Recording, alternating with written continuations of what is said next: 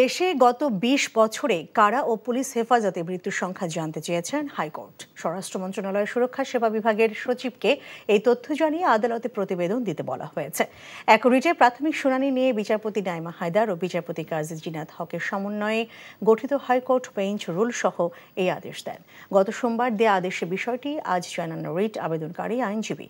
৬ মাসের মধ্যে ওই প্রতিবেদন স্বরাষ্ট্র মন্ত্রণালয়ের সুরক্ষা সেবা বিভাগের সচিবকে আদালতে দাখিল করতে বলা হয়েছে বলে জানানো হয়েছে।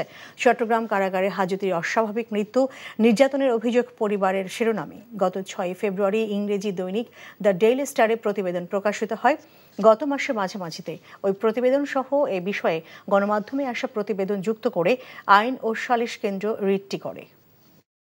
এখন জন্ম সনদ দিয়ে খোলো বিকাশ স্টুডেন্ট অ্যাকাউন্ট। নিজের বিকাশ নিজে কর।